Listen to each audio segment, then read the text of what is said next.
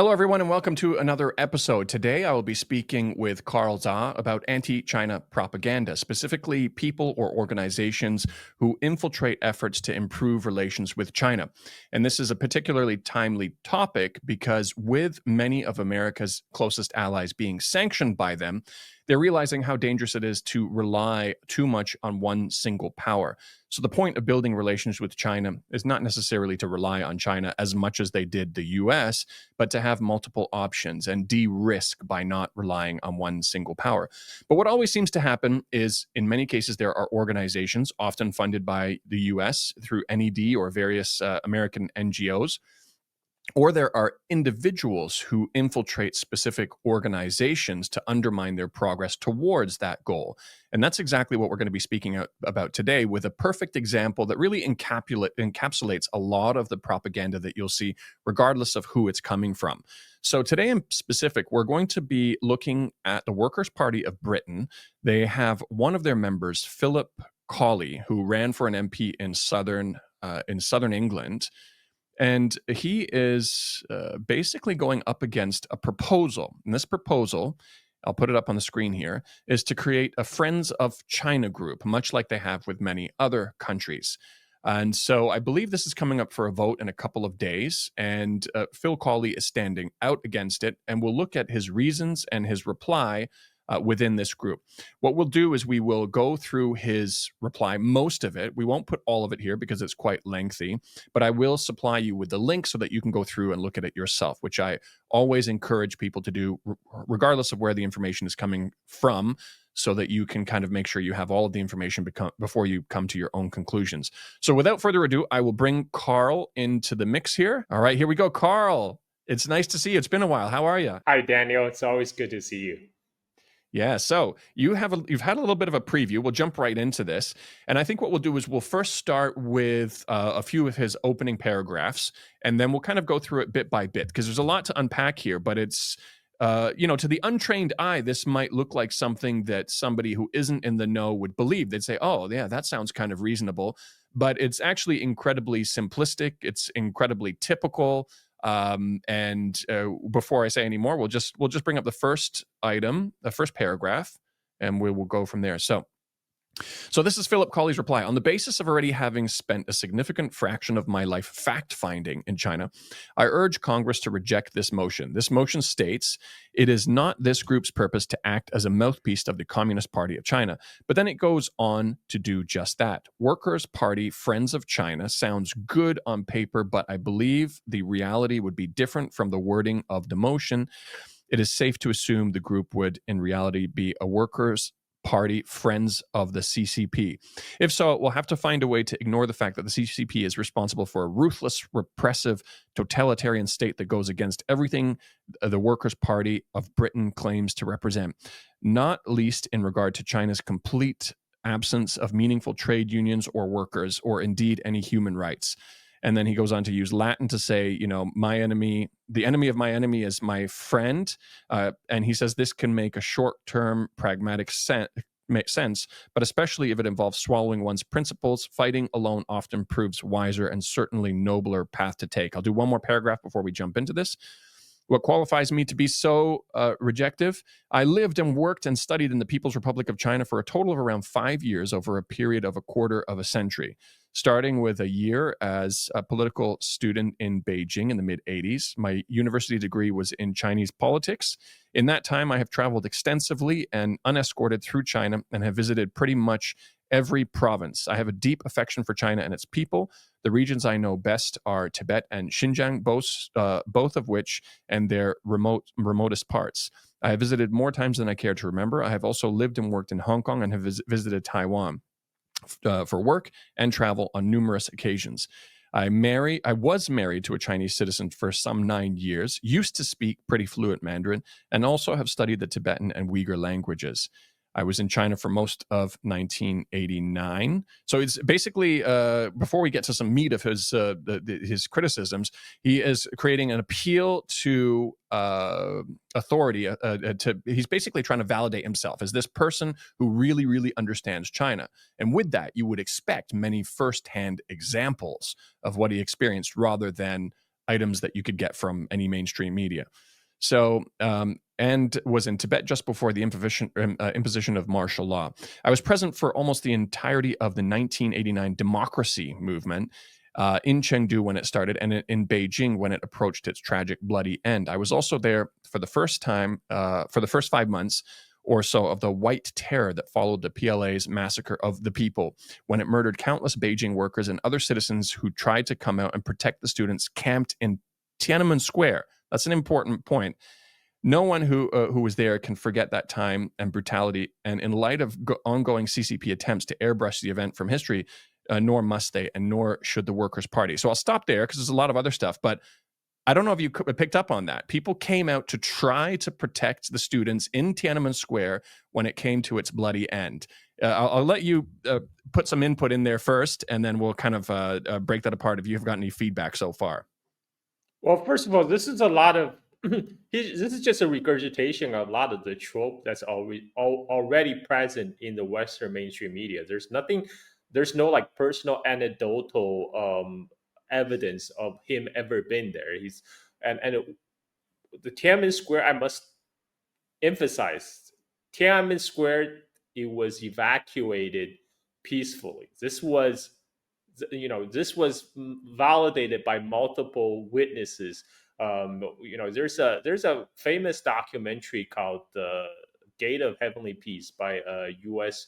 filmmaker. People can look it up. I think it's one of the better documentary from the U.S.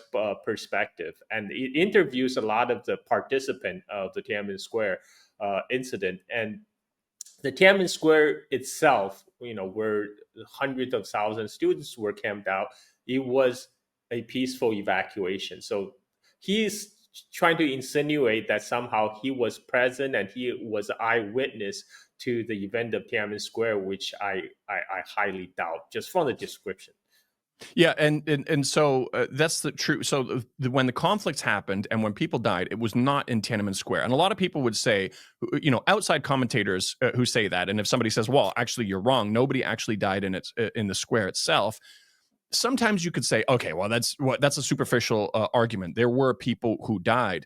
But for somebody who is coming from a firsthand perspective, if he wasn't just regurgitating Western propaganda, he should be in a position where he would say correctly, well, actually, they came out to protect kids in the Tiananmen Square, but nobody actually died there. This is something he should know. He should know better if he was there firsthand. I think one of the other things, too, is if you looked at, so I love the documentary that you recommended because it's not a pro-China documentary by any stretch of the imagination. And when you look at that and also other images that didn't make it into the documentary, there were PLA soldiers, there were police officers, there were government people who were brutally killed. They were hung up in the streets. They were burnt alive. Even the cameraman who captured the famous Tank Man photo, he was attacked by the protesters also. And he said firsthand, he saw these people, these PLA officers being pulled out of their car. And he says the ones he saw, he doesn't think they made it. So, what is this guy? This guy, all he's doing is regurgitating Western propaganda on Tiananmen Square. He has no value beyond that. And he got a lot of things wrong. But yeah, we'll move on to the next screen. I like to think I have good knowledge and much experience of China and the Chinese world. I've gained that knowledge over many years by being with ordinary people and speaking to them away from officialdom in their own language. So I skipped over a little bit. Again, people can go and look at it themselves. I'll put the link in the description. Yes, the CCP ended the century of humiliations at the hands of the rapacious West. Yes, the CCP has lifted millions out of material poverty, albeit, let's not forget, chiefly through unbridled capitalism. There's an issue there too. But in my experience, its methods to do all of this has drastically impoverished the people by other less quantifiable ways. It's like that's more important than quantifiable improvements of life. People in China are now enjoying the living standards long enjoyed by the people of Taiwan and Hong Kong, where living standards were improved long ago without the society warping nightmare that China suffered under Mao Zedong. What's your take on that? Okay, so first of all, he admit there's improvement in quality of life in China because that's hard to ignore. And then he goes on to say, but they're impoverished in some ways I cannot describe to you, which is bullshit. I'm sorry, that's BS. I lived in China. I was born in China in 1976, a month after Mao died. I grew up China throughout 1980s. The era that he claimed that he has visited China. And by the way, according to himself, he spent total of 5 years in China. Nobody can claim to be a China expert in 5 years. I'm sorry. If you come to China and just live there for 5 years, you're not going to be a China expert. I lived in China far longer than he has. I grew up there. I was born there. I grew up in the culture. I can tell people, I had a very happy childhood. In the 80s, lives were good. The life were getting better and better. One of the common reframe I see in the Western mainstream media, from 90s and onward, is the human rights situation in China has worsened over the years. Whenever I read that, I'm like, compared to what? I mean, it's getting worse year after year. It's compared to what? I mean, compared to like Cultural Revolution. I mean, what are you talking about here? What are we comparing against here? Because my experience, my lived experience in China has been throughout the year of 1980s, life's getting better and better, and people are living freer and freer. I mean, like when I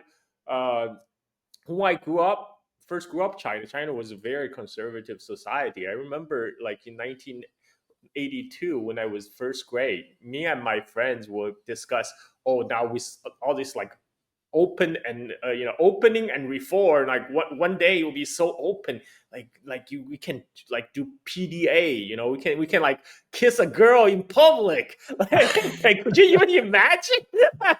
I mean, that was 1982 China. Today people will think nothing about PDA, but it's a completely different world back then. But my experience has been not only people's life have been materially richer, but also people are actually much more freer than before. Yeah, I mean, I've been here coming on to 17 years now, and even I wouldn't try to say that I know more about China than you. It's like I said, it's a lived experience as a Chinese growing up here. To address some of the specific things that he talked about, his idea that it was just a completely open capitalism that led to poverty alleviation, that is absolutely false. There were massive social programs required where people were going out and living in these villages for years at a time to basically bring up these villages, teach them all the skills they needed for, whether it's like fixing their house, taking care of their livestock, creating a sustainable form of income. That was not capitalism that solved that. Absolutely not. And then he goes on to compare China with, a billion plus people to these small countries where China now has, a higher GDP expressed as a purchasing power parity than many of these places. And he says that, oh, look, these countries with significantly less population managed to do it. Well, let's look at what they call the world's largest democracy, where they do have complete, kind of open capitalism. India, that is a more accurate place to compare it with, where you can see that after kind of British imperialism ended, they both had similar populations. They both had similar GDPs, and you can look at what China's route produced and what India's route produced. I mean, you can't even compare. And then he goes on to talk about how, yeah, sure, the things that you can see, the tangible things that you can see have improved. All their lives have improved, but you have to use your imagination to agree with me. It's all of these, things that you can't actually see that matter. I mean, this is all you can do when you're a propagandist. I mean, he's basically saying, "Trust me, bro. Things are bad. Trust me Exactly. because I'm a China expert." Yeah, And because I spent 5 years in China. And so his whole thing is a trust me, bro. Throughout the whole thing, you're waiting for, okay, he was there and he experienced all of this stuff. Give me something that I haven't already read. Tell me what you witnessed, the abuses that you witnessed with your own eyes. And he doesn't give us anything. He just basically regurgitates things and does exactly what you said, says, trust me, bro. I mean, basically, what he said is a very common tactic. They say, okay, yes, Washington is bad. Yes, U.S. empire is bad, but China is worse. Don't look at China. China is just as bad, if not worse. And this is like during the Cold War. This is called neither Washington nor Beijing. But what you're really doing is you're siding with the empire. I mean, because U.S. is the dominant one in places like UK, where the Workers' Party of Britain is hosted. The UK is totally beholden to U.S. And when you say let's not look at China because China is even worse than U.S., you are actually you know you're actually trying to cut people off from exploring alternatives. That's what these kind of rhetoric is designed to do. Yeah, I mean, this is the party that George Galloway co-founded, and George Galloway does not buy into anti-China propaganda at all. But you have this person that's basically infiltrating and spreading anti-China propaganda to undermine basically the only party that can see through that BS and that wants to make positive progress, to see through it and produce something productive. But you always have these plants, these guys that get in there to basically mess things up. But he continues on a little bit here. I just looked at the next one. So he says, for a glimpse of what China could have been without aberration and terror of Mao's great cultural revolution and its post-1989 return to totalitarianism, party members should also go on a fact-finding mission to Taiwan. Their traditional Chinese culture has, for the time being, thankfully survived. Best to go there now before. Okay, so I didn't include the next one before China invades. Same kind of thing. Comparing it to a small population and the Cultural Revolution, you could say that, and I'd love to get your feedback on it. You could say that there are a lot of Chinese people who would have experienced that don't look back upon that time very fondly, but it was, especially if they were very rich or had the land or had people basically oppressed below them. But that was such an integral, everything that happened in terms of the land reforms and the Cultural Revolution. There were things that could have been done better, but that was such an important part of China's reset to put everybody on more or less a level playing field. It's like pretty much everybody here in China has a hometown or a village home that they can go back to. A lot of this mess that happened before was such an important part. And he's saying, well, none of that should have ever happened. And I think China would look more like India now today if they hadn't done this stuff. But what's your take on this? Well, first of all, he brought up the example of Taiwan, and he said he was in China in the mid 1980s. Taiwan martial law wasn't lifted in Taiwan until 1987. Taiwan was a military dictatorship throughout the 80s.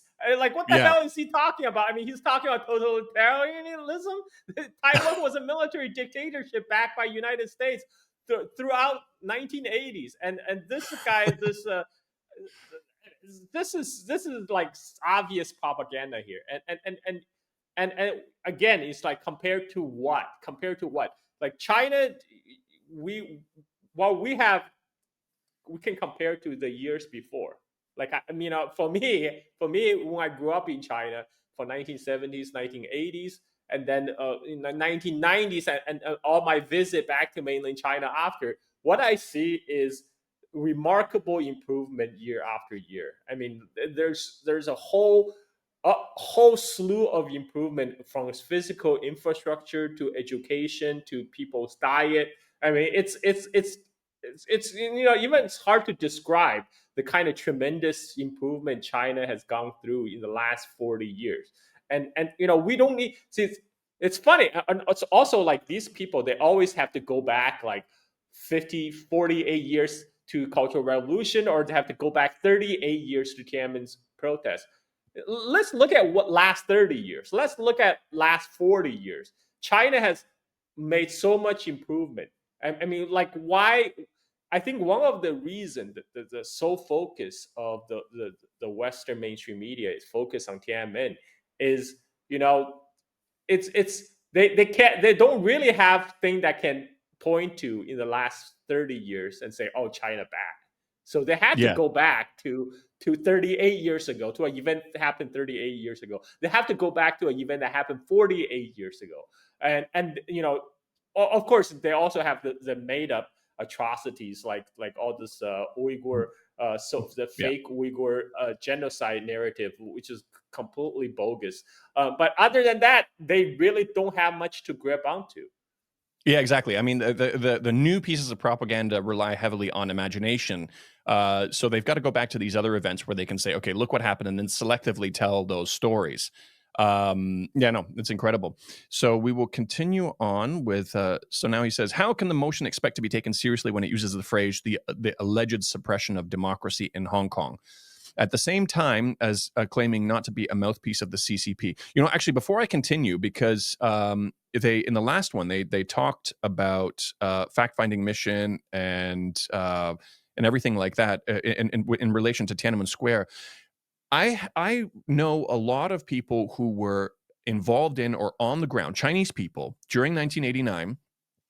And it took them a really long time to reevaluate what actually happened. There was a lot of hatred or a lot of negativity when they think back to that, because obviously it wasn't a great thing that happened. It started out with various students or people protesting corruption. And there was also another element. I don't know if you looked into this. I haven't looked into this much more, but there were some issues with some conflicts with African students or something like that, That where was 1987. So 1987 protests in Nanjing, a city in eastern China, and this was it's a bunch of college students. They protest. It's because it all started with some African exchange students bringing their girlfriend back to their dorm, because in the 80s in China, all the campus are closed. Each campus has a gate, has a several gate that you have to go through security guard. So to bring people from outside to the campus, you have to go through go through the gate.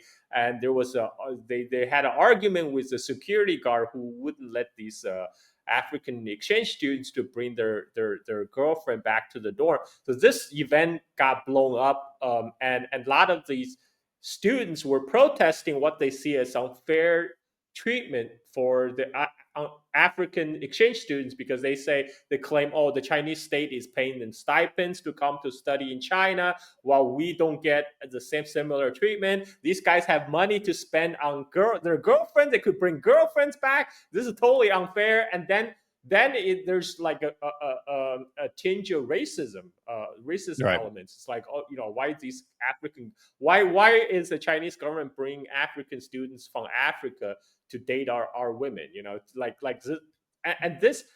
But that later 1987 student movement evolved into asking for democracy, asking for reform, and all that kind of thing. But 1987 student movement, Nanjing was that event happened to Nanjing, but it kind of sparked off similar student protests in other cities. And 1980, the result of 1987 student protests was the removal of then the party leader Hu Yaobang, who was back before was successor to Deng Xiaoping. So he was removed for 1987 student protests. And then 1989 student protests got kicked off when Hu Yaobang died. And it's on his death triggered another, because a lot of students feel like Hu Yaobang was unfairly targeted, but be made into a scapegoat for be the fall guy for the 1987 student movement. So they came out Okay. to Yeah. commemorate the death of Hu Yaobang, and then, as you mentioned, it grew into something bigger. Like originally, they're just asking for reform, but toward the end of the protest, suddenly that changed to the character of protest changed. It changed to calling for democracy, and even like regime change, and et cetera, et cetera. Yeah, so I mean, it's similar in terms of the Hong Kong riots, where the Hong Kong rioters actually got what they wanted, but then the goalposts kept moving. So there were different elements that built up to the 1989 event, but it got morphed into this supposed pro-democracy movement. So it wasn't really about that to begin with. The people who were involved in that, it took them a long time to reevaluate what happened and what it meant. And for many Chinese, they changed their mind after the Hong Kong riots. That was kind of the catalyst for a lot of people to look at governance differently, especially when they looked at how different the reality was on the ground from what Western media was talking about. But now, so many of them say that if the people who were manipulated into asking for, a Western style liberal democracy. If they were successful, China would be nowhere near as successful as it is today. It would be like India. And it would be, they wouldn't have high speed rail. They wouldn't have all these things. It would be these short term thinking governments that are fighting against each other rather than actually accomplishing anything. And that's the way they look at it now. And I think they're right. I mean, I think I have similar experience because I came in contact with a lot of these. I came into contact with a lot of these students who came to United States as a result of Tiananmen protests and settled in the U.S. for 20, 30 years.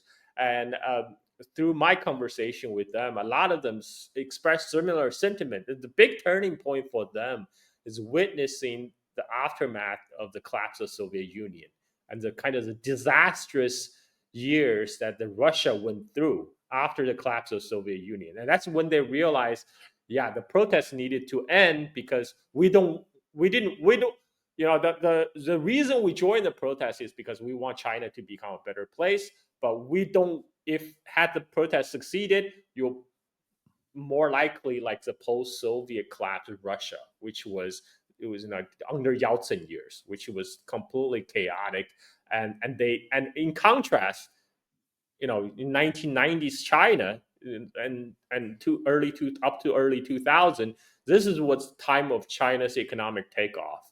And so they saw the witness, the aftermath, the contrast between China and the post-Soviet space, and they thought, yeah, that was what happened to the Soviet style collapse is not what we wanted. And Right. they reached the conclusion that that even though they may still disagree with the manner which protests ended, but many of them had reached the conclusion that protests needed to end. Yeah, exactly.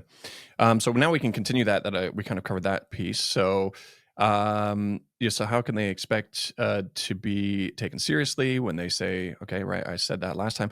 So by its wording, does the motion really expect the party to identify itself with the uniformed thugs of the police state instead of the brave young demonstrators who made their last heroic swan song, Stand for Freedom, in 2019 and 2020, who were supported by in doing so by the vast majority of Hong Kongers?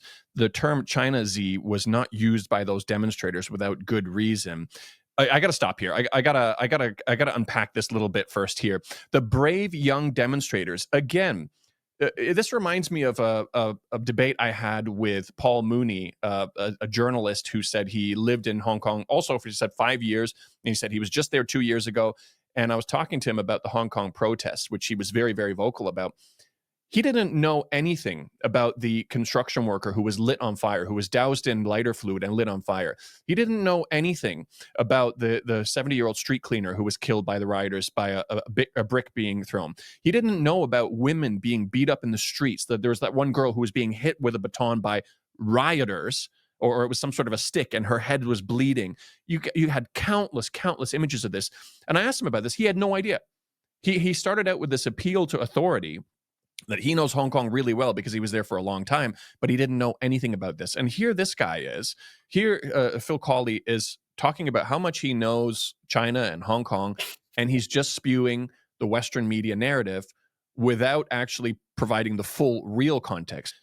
And this is because he's capitalizing on the kind of total ignorance and media distortion in the West. Because for people who pay attention, CNN was live streaming the kidnapping and beating of a Chinese journalist at the Hong Kong airport. I don't know if you remember that. And Yep. that went on for 4 hours. It was live streamed on CNN, and everybody could see. They're just beating him because he's from mainland China, and even but most people who wasn't had their eyes glued to the event of Hong Kong probably would have missed it. But all these evidence were right there in the open, including the incident that you mentioned. The cleaning worker got light on fire, and the cleaning old construction man worker got on hit fire. by bricks. These are yeah, Yeah. these are all like documented on Twitter. People posted all these videos, but only if you had been paying attention. Like for most people, maybe Hong Kong is not part of their what everyday, their life do not revolve around Hong Kong. So maybe they didn't see that, and because the Western mainstream media is not focused on those events, so this is why they get like kind of this filtered down, very distorted picture of what Hong Kong protest was actually like. And this is what people like this Phil Colley guy is capitalizing on. He's capitalizing on Yeah. people's ignorance. Yeah, and if he actually had the firsthand experience and knowledge that he knew, he would be adding these caveats. Even if he still sided with the protesters, he wouldn't just post them uncritically, unconditionally as these heroic fighters. And I mean, there was even that Canadian vlogger who came over, and he was actually coming to expect to catch the brutality of the Hong Kong police on camera. And instead, he witnessed an ordinary Hong Konger being completely beat up. And when he actually revealed it, he had to hide in his hotel because the rioters were saying they were coming for him. They were going to get him for that. I mean, I interviewed that guy. Yeah, I Oh, you interviewed did? that guy on my podcast. Yes, it's exactly like you said. His whole narrative got changed by actually being on the ground and witness what actually happened. That's what happens when you actually have firsthand experience, not what this Phil Colley guy is doing. And you don't even like. I talk about how the fact that the Hong Kong police dealt with this for well over a year. Molotov cocktails. There was a police officer who was stabbed in the neck. There was another one who was burnt with acid. There was another one who had his teeth knocked out by the protesters.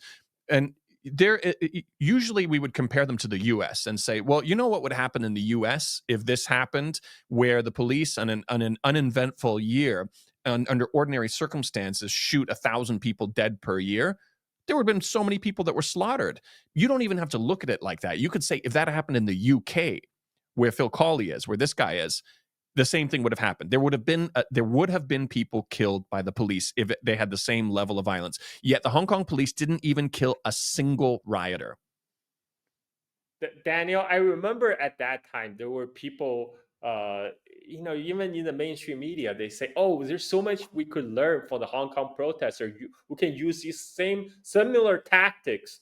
And in protest, I'm thinking, you gotta be kidding me! You don't know what the U.S. police is capable of. You try those same tactic in Oh, U.S., you will met with the full force of a heavily militarized police. I mean, they will put that thing down. Like, one of the reasons Hong Kong police had so much trouble because they're not equipped. They're not designed to counter a large scale social upheaval like that. Because they're dealing with like ordinary crimes in Hong Kong. They're not designed to handle this large scale social upheaval. But US, you bet your ass all these US police will be more than enough equipped to handle this kind of situation. All these kind of tactics people quote unquote could learn from Hong Kong, they would not fly. They would not fly in the no. US. Yeah, I mean, unless they're willing to give up their lives, because it's not gonna work there. Yeah, no. So I mean, again, painting a very one-sided picture of Hong Kong, and let's see here. So, all right, so okay, so the brave demonstrators who stood for freedom. The term, this is interesting. The term China Z was not used by the demonstrators without good reason. That during the kind of rise in anti-Asian hate crime in the West was a word that was used by people that were beating up Chinese people, including in the UK. I saw a video of a guy using that phrase and beating up a Chinese person. So for a guy who apparently empathizes with and likes the ordinary Chinese people to condone and endorse this use of China Z, calling China not a Nazi nation, is quite remarkable. They correctly understood the true nature of the CCP beast and what was coming in a way that the proposers of this motion, I suspect, don't. What may or may not have been good for China proper has been a disaster for Hong Kong. I'm not sure if it exists as a phrase, but out of the cream into the crap would seem to be an apt one to describe what has happened here. I mean, the other thing too is the protesters, they got what they asked for: a cancellation of the extradition bill, which was actually heavily misrepresented and was not this huge issue that they made it out to be. If you actually read all of the checks and balances that were in place, they actually got what they wanted. And then the goalposts moved, including a demand to release all of the protesters that had been arrested, even the rioters who were throwing Molotov cocktails and everything like that, and who had actually committed very, very serious crimes against ordinary people. I mean, it's quite remarkable. But Hong Kong's fate is dwarfed by what has happened to the Tibetan and Uyghur nations, who, whether you want to use the term cultural genocide or not, and I agree, genocide in the Gaza or Holocaust sense is far too strong, have certainly been the victims of an unprecedented cultural annihilation. Racism, Han chauvinism, and the cruel bullying nature of the CCP underpin their experience. I have personally witnessed that tragedy unfold, but he's not going to mention any personal things that he observed. Behind open doors, largely closed to the world's press over a period of decades, it has been an appalling crime against humanity, a terrible cultural loss to the world until this genocide in Gaza, the saddest, cruelest thing I have ever seen in my life. I mean, that's quite a remarkable claim to say that this is only beat out by the genocide in Gaza, yet not supplying any actual examples of what he observed. And I don't know how long he's been doing this thing for, but if something was that serious, you would think he would have been, and he witnessed it firsthand, he would have been screaming it from the rooftops. And I'm sure he's been an anti-China activist for a long time, but a lot of people, they do that. I remember having conversations with people on Twitter where they said, I know a genocide is happening because I lived in Urumqi 15 years ago and I saw it happening with my own eyes. And then you go through their history on all of their social media and they never spoke about it. And I say to them, hold on a second, you witnessed a genocide unfolding and you didn't say anything about it until the media created this story, or until there was a market for a story like this. How does that square up? What kind of a person are you? And kind of therefore, I had one guy who I confronted. Everybody piled on because it was so hilarious. They said, "This is so ridiculous. You're obviously lying." And he ended up deleting his Twitter account as a result of that. But I don't know if you want to. I mean, Let's see. Yeah, go ahead. Yeah, I mean, Daniel, you actually been on the ground in Xinjiang. You have local friends. You visited Xinjiang. yeah, I mean, like, does that how you maybe you can tell us how does Xinjiang compare to Gaza? I mean, like, this is such a false equivalency because what I normally see is whenever Israel is doing something nasty in Palestine, they will the mainstream media certainly is flush with Xinjiang stories. Back in 2018, so I'm not even talking about what happened after October 7th. I'm talking about back in 2018. There was when Israel was bombing Gaza, all the big newspapers suddenly come out with headline: Xinjiang is the largest open air prison in the world. I mean, this is deliberate. This is a deliberate campaign to divert the world's attention away from Gaza because everyone knows Gaza is the world's largest open air prison. Literally try to rebrand and try to shift the attention to Xinjiang, the fake genocide narrative, to distract from the real atrocity that was happening on the ground. But I mean, you can tell us, yeah. Daniel, you've been to Xinjiang, and Xinjiang is one of those places you don't need a special permit to. If you have a Right. valid Chinese visa, you can go to Xinjiang. You don't need a special permit to go to Xinjiang. If I mean, like, anybody who can go to China can go to Xinjiang. I mean, people should just go see it for themselves. But you actually witness Xinjiang firsthand. Maybe you can tell us your experience over there. Yeah, I mean, I've been there like six times or seven times, somewhere around that, and quite a few of the times I rented my own car, drove around everywhere, spoke to people. I still have many friends there.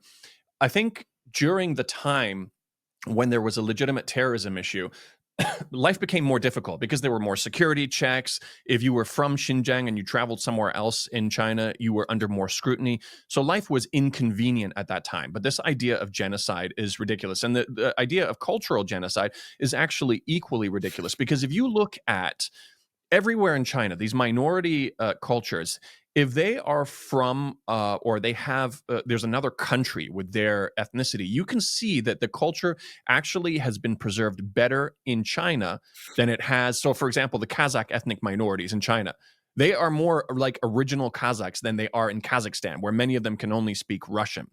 In Inner Mongolia, they're using the original Mongolian script. They're not even using that in Mongolia. There's an effort to try to bring it back because it's part of their cultural heritage. Well, that still exists in Inner Mongolia.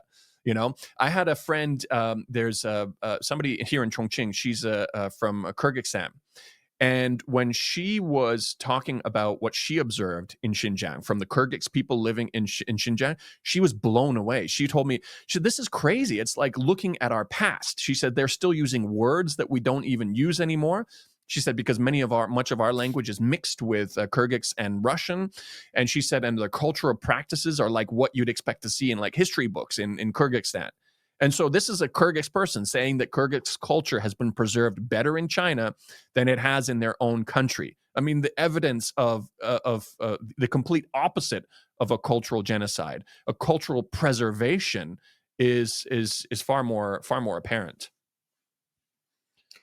Yeah, I mean, like a lot of these this Uyghur genocide narrative, it's just it's a drum up, one, to distract from the real genocide that's happening in Gaza. Two is to build on all these provide cover for all the anti-China all the anti-China agendas the U.S. State Department has in store. I mean, including sanctions. You know, like a lot of the China sanction, a lot of decoupling from China started with by claiming that there is slave labor in Xinjiang. So they start to first they try to pressure large multinationals to move their supply chains away from Xinjiang, and then they that gradually progress to slap sanction on anything that's produced in Xinjiang, like cotton or tomatoes. Yeah, and that kind of stuff affects ordinary Uyghur workers. Like, just like I mentioned with the rest of China, where everybody has a hometown or a village home that they can go back to, the same is true for the Uyghurs. They haven't been pushed off of their land. They still own the land that they live on, and they have, for example, cotton farms. And so when they sanction cotton, it's ordinary Uyghur farmers, whether they're farming it themselves or whether they outsourced it to somebody else to help farm it for them, which does happen as well. It's affecting them.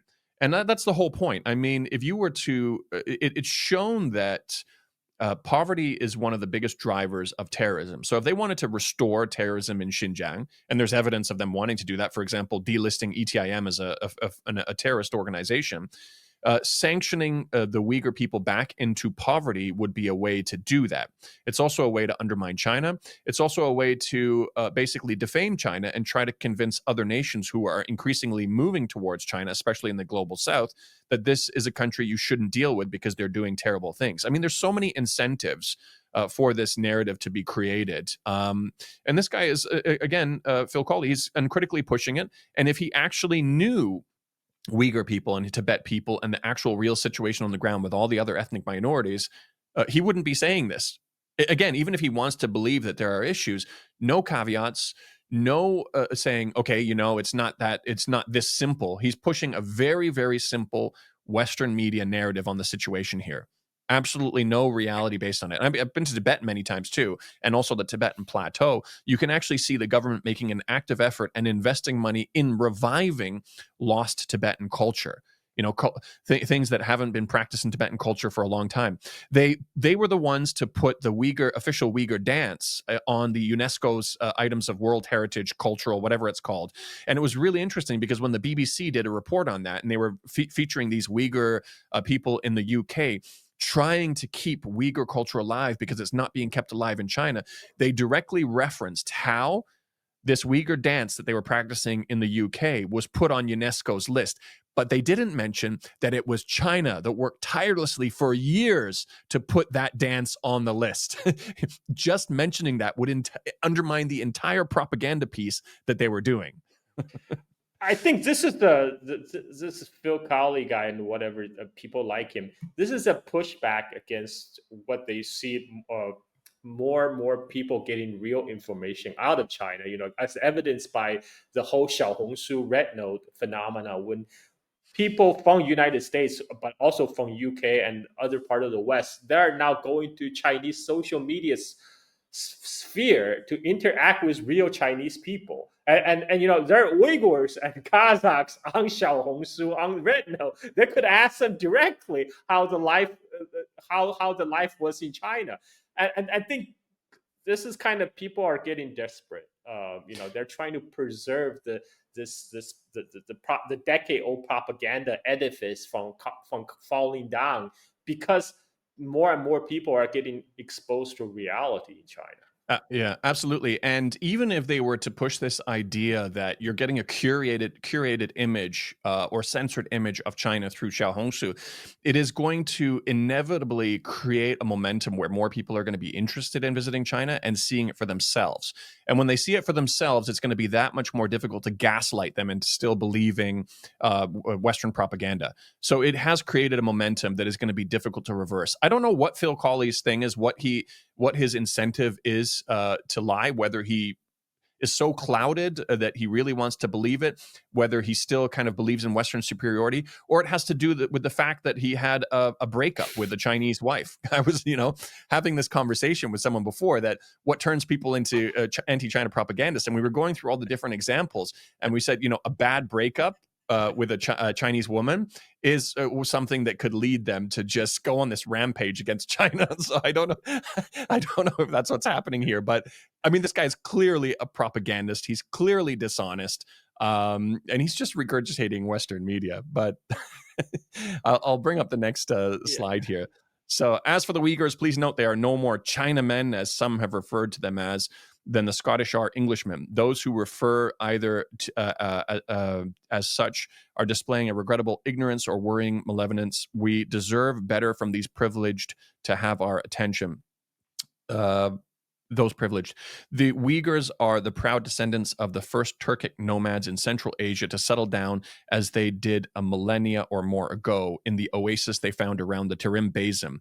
Their fellow Turks in the former Soviet Union all now have their own independent states. There it stands, and if there was any justification in the world, so too would the Uyghur nation. And at times in their history, an independent East Turkestan has indeed been a reality. Okay, I'm going to let you take this one on. I mean, again, there's nothing that says that he actually talked to a real Uyghur people. This is just pure regurgitation from things maybe he found on Wikipedia. And the thing is, there's always a it's really weird. All these people in the West, they all want China to break into all these ethno states, right? I mean, like they was on one hand say, oh, ethno states is bad, but then they say, okay, China needs to break into these little pieces of ethno nations, where one ethnicity, one nation. That's the only justice for the world. I mean, China itself, it always says it's a multi-ethnic nation, and nobody denied that Uyghur is its own ethnicity. They're Uyghur and they're Chinese.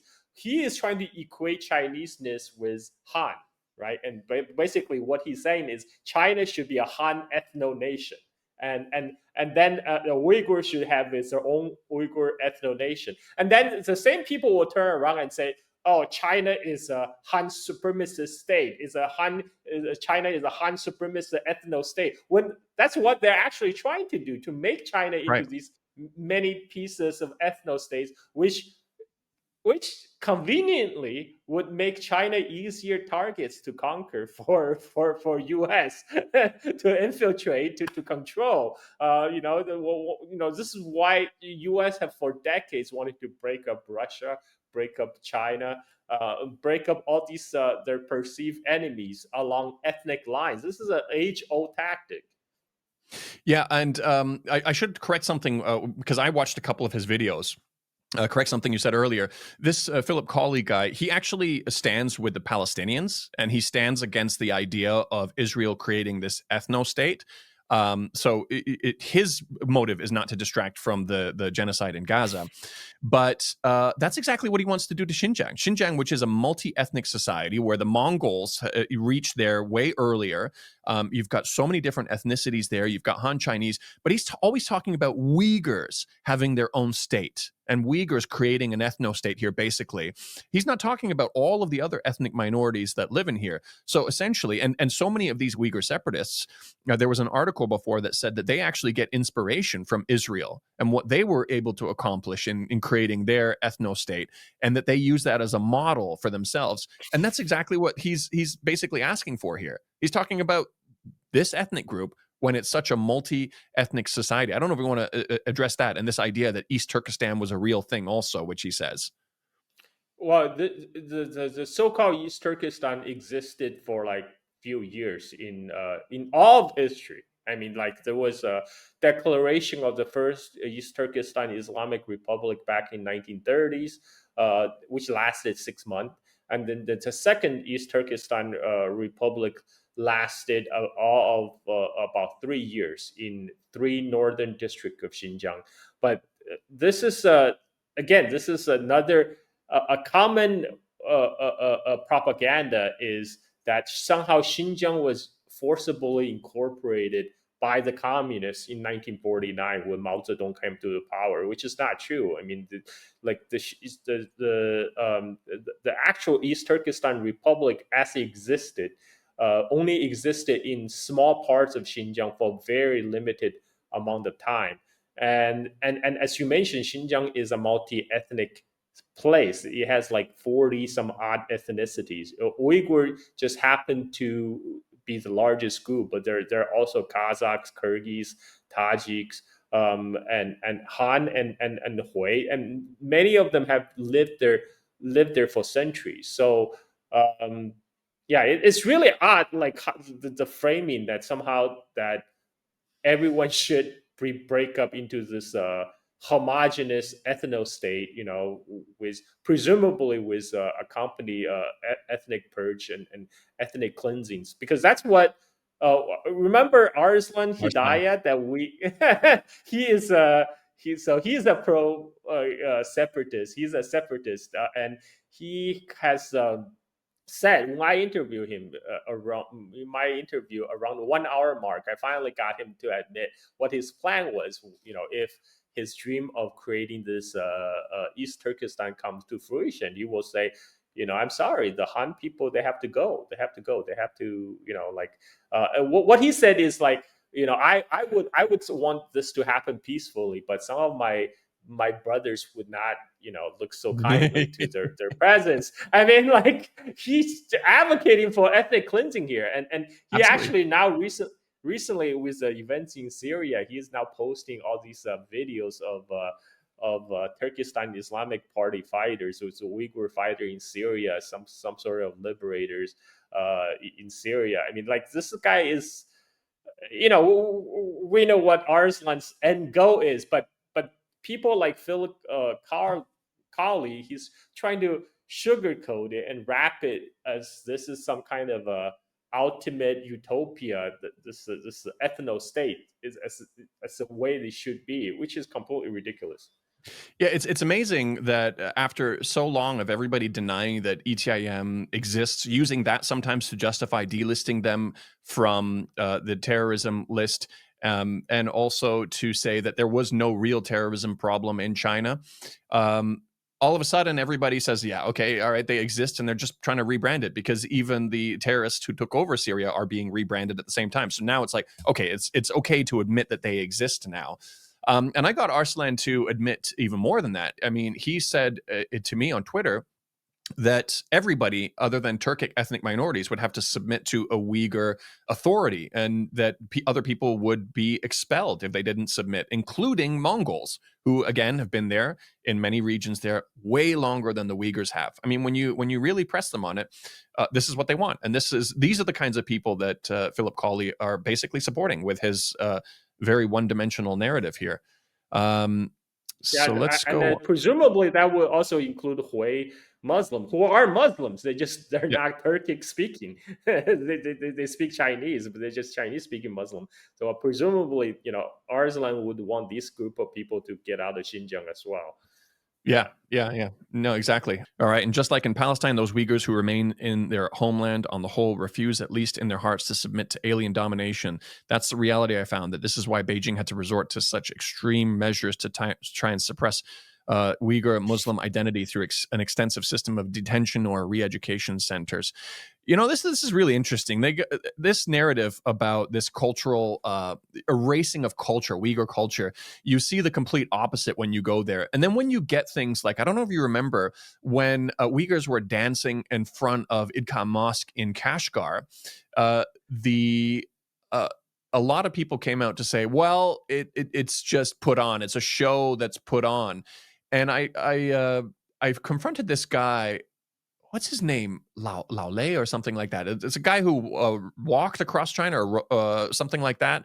Guy with the long hair and a beard. I can't remember if Yeah, that's his name. yeah. But anyways, he said, because when I grilled him on it, because he was reposting this Radio Free Asia story, saying that yeah, it's a show put on. And I asked him, I said, well, when you were there 15 years ago or whenever it was, you saw them dancing in front of it? He said, yeah, because that was before the cultural genocide. I said, so now they're still dancing in front of it, but they're forced to while they're eliminating the culture. And he's like, yeah, well, they've got minders to make sure that they're dancing really well. I said, so they've always danced in front of the mosque. They're still dancing in front of the mosque, but the CCP is forcing them to dance better than they normally would. It's like they have all of these weird ways to explain away why Uyghur culture is so vibrant, because it's just a show that's put on for everybody to prove that they're not eliminating Uyghur culture. It's like, how do you square that? And they've got shows on WeChat channels that are in Uyghur language, and it's like, so actually the culture is completely still being preserved, but just as a show now. So I don't know. It's just For these people, everything is a Potemkin village in China. Nothing is real. Chinese economy, GDP figures is fake. Everything is fake. You can't believe anything. And this is why a lot of the Western mainstream media are now targeting. They're gaslighting all these travel bloggers who are visiting China, including Xinjiang, and saying these guys are basically pro CCP mouthpiece because they're actually reporting what they see on the ground. This is the thing. A lot of people are now traveling to China. It's not just Westerners, but also Indians, Southeast Asians, Malaysian, Indonesians. They travel to Xinjiang to make vlog about what we see. But now all this Western mainstream media says, "Oh, don't believe these guys. They're just pro CCP mouthpiece. They're presenting a rosy picture of what is really a dark place." It's just yeah. completely I mean, ridiculous. and Muslims come here and they're praying in the mosques and everything like that. And actually, they went one step further. The U.S. actually proposed a ban on banning Americans from visiting Xinjiang. That was an actual real proposal. So the place that is apparently committing this mass genocide or cultural genocide, whatever you want to call it, is saying, guys, come and see it for yourself. Come and take a look with your own eyes. And the country that wants you to believe those things are saying, no, don't go. Just trust me, bro. Don't go and see it for yourself. I mean, that in itself tells a huge piece of the story. And this idea too, I forgot to mention earlier when you were asking me about my experiences in Xinjiang or with people who are from Xinjiang. The whole time when China was doing their best to control this terrorism, this imported issue of terrorism, in the best way that they can, which they did far better than the U.S., who goes abroad over to places that they don't even have jurisdiction to fix terrorism issues by bombing them, by bombing weddings and things like that. They they were trying to say that this was an imagined issue, but when you had a hukou from Xinjiang, when you applied to travel abroad to Japan or to any of these countries, it was far more difficult for you to get a visa. So these nations are saying one thing, that no, we don't believe there's a terrorism issue. But when it comes to people wanting to visit their country and they're from Xinjiang, they're like, oh, okay, we better be careful with them. So they're inadvertently admitting it. I know a guy, his son was in competitive snowboarding, and he needed to travel all around the world to attend these competitions for his son. They ended up going to Xi'an and living there to change their hukou to Xi'an.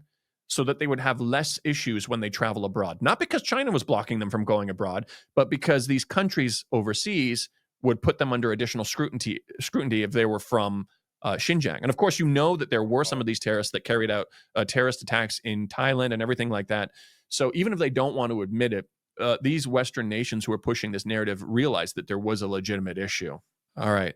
So, of course, today's China retains much of the territory of the Empire of China. The CCP didn't make that empire, but it doesn't mean it stopped being an empire. And without doubt, the CCP does currently have de facto sovereignty over Tibet and Xinjiang, unlike Mongolia, which was fortunate enough to liberate itself from Chinese imperial rule in 1911.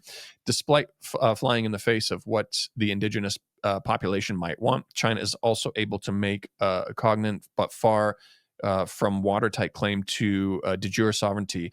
But that's not the point. It's about ownership or whatever obscure historical events you come up with to stake your claim of ownership. It's about what you do with that righty or wrongy claim to own. The Han-dominated CCP has used its military power to rape and continues to rape Tibet and Xinjiang. It has ridden roughshod over the wishes and interests of the indigenous inhabitants. It effectively holds captive. Since 1949, China has systematically robbed both nations of their traditional identity, their culture, their history, their natural resources, and most egregiously, their right to self-determination. I mean, again, repeating all this stuff about this cultural genocide when actually the cultures are preserved better in China than they are outside. I don't know if you want to tackle that one. I mean, again, he's not giving any kind of examples of what he witnessed firsthand. He's literally just repeating State Department lines. Right. Yeah, no, exactly. And that's what you get with a lot of these people who say, I have firsthand experience, trust me. And then they just regurgitate all of these very factually incorrect accusations. And we'll just finish with the wrap up. I know others will defer, but this is my honest analysis and lived experience, and one that would be amiss of me not to share. I therefore urge Congress to reject this motion and more generally come up with a better informed and more sincere policy towards China, and in particular towards Xinjiang and Tibet. It needs to be a respectable one that is more in keeping with, for example, the honesty and humanitarian principles that are so admirably underpin the party's support for Palestinians. So that wraps it up. Again, there's some stuff in between. And actually, there's a piece I missed that I want to go to. But that wraps it up. After selling himself as this experienced person, there are no firsthand accounts of what he actually saw to support his story. If he was pressed to do that, I'm sure he could make something up now. But the fact is that you put this together to try to convince your party members to vote against this motion, and you don't actually do anything except say, trust me, bro, just listen to Western mainstream media on China, and offers nothing additional. I don't know if there's anything else you want to add. There was one thing I missed that I'll go to, but I'll see if you got anything to say first. No, I mean, this is just a long list of regurgitation of mainstream media. It's like I don't even know. Like you said, he claims to be an expert, yet offer nothing of value. Yeah, there was actually one piece that I missed out that I really wanted to talk about too, which was on the Hong Kong topic. There was one point in his spiel he said, you don't believe what the Hong Kongers have to go through, just ask Jimmy Lai. And so that was yeah, and Hong Konger is a billionaire tycoon apparently who's working closely with CIA, and this is why Jimmy Lai is in jail, because his right hand man. Yeah, there you go. Yeah.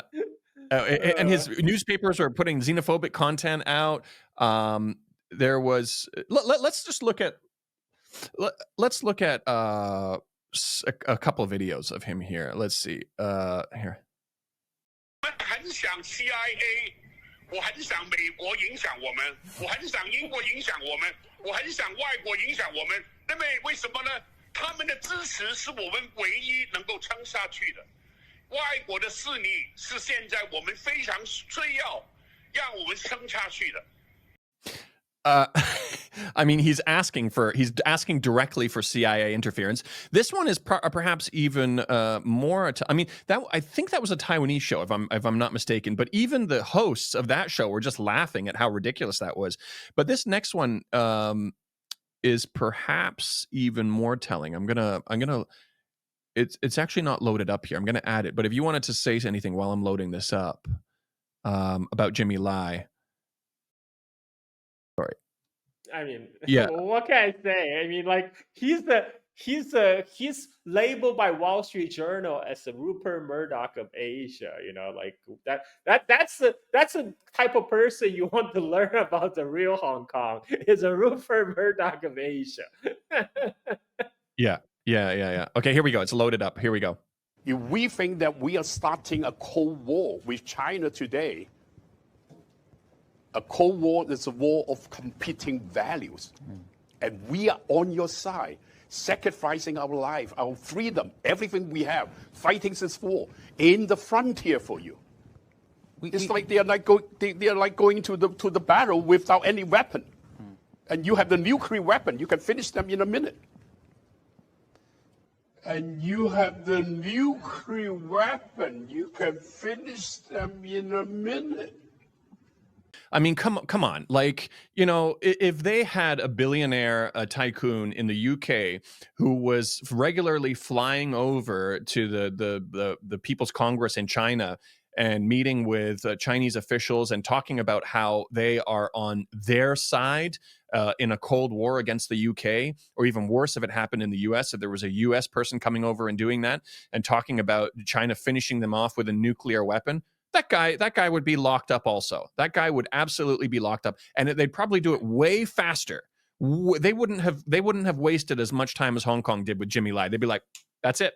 And I would imagine that if Phil Colley, this guy, Philip Colley, I would imagine that he would also support that. If there was somebody working alongside the Chinese government the same way that Jimmy Lai was working alongside the American government and talking about China destroying the UK, I'm sure that Phil Colley would want him to be held accountable in some way. But because it's somebody from China doing it, and because he has this crazy bias, which is supported by all of his lies, he's okay with a guy like Jimmy Lai, and he wants to hold him up, say, just ask Jimmy Lai. I mean, it doesn't get more transparent than that. That was almost exactly your reaction when I read that. I started laughing.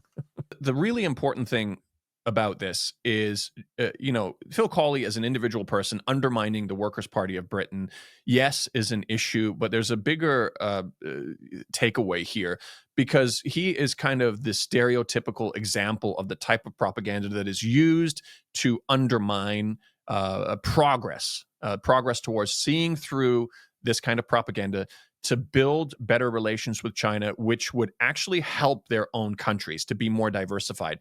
He wants to prevent this diversification. He wants to continue this unipolar world, no matter how much he says he's against the U.S. arming Israel to genocide people in Gaza.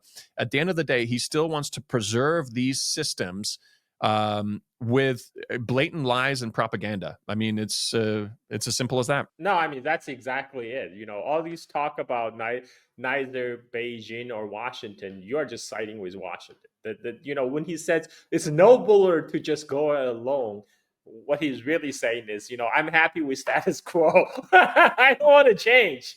I don't want any change. Exactly. No, so I hope for everybody that was useful in terms of not only just for the single example, but for seeing through other propaganda, especially when somebody creates this appeal to authority and tries to convince you that you should listen to them without actually providing any substance, because this kind of thing comes up over and over and over again. You get these plants, these people who are in these organizations that have the capability or potential to create great change, and you got people like this who are undermining it.